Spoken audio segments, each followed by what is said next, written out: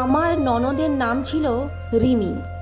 বিয়ের সময় সে ভেবেছিল ভালোবাসা আর বিশ্বাস দিয়েই সংসার টিকে থাকে। তার স্বামীকে সে চোখ বন্ধ করে বিশ্বাস করত, কিন্তু কিছুদিন পরে ধীরে ধীরে সব বদলাতে লাগলো। আমার ননদের স্বামী ফোনে পাসওয়ার্ড দিয়ে রাখত, এমনকি রাত করে বাড়ি ফিরত, আবার অকারণে রেগে যেত। আমার ননদ মিমির মনে প্রশ্ন জাগত, কিন্তু সে প্রশ্ন করতো না। ভেবেছিল সন্দেহ করলে সংসার নষ্ট হয়।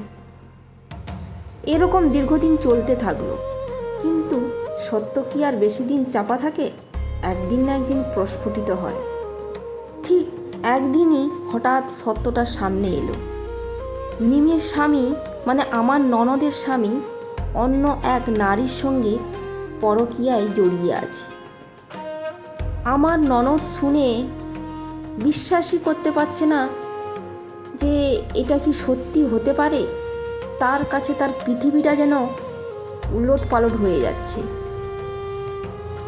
যার স্বামী এই সমস্ত কাজে লিপ্ত হয় তারাই একমাত্র জানে যে তাদের বুকের ভেতরটা কি হয়।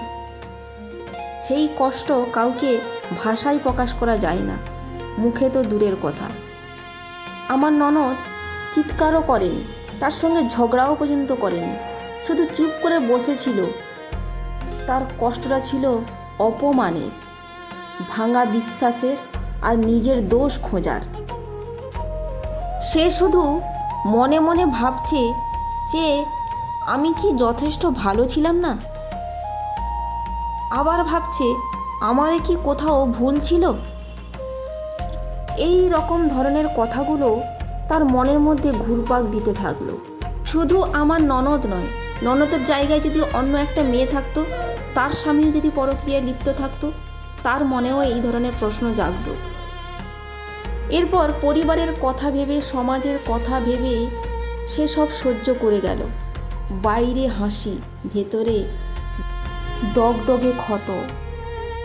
পরে আমার ননদের স্বামী আমার ননদের কাছে ক্ষমা চাইল, কিন্তু ভাঙা বিশ্বাস আর আগের মতো কি জোড়া লাগে?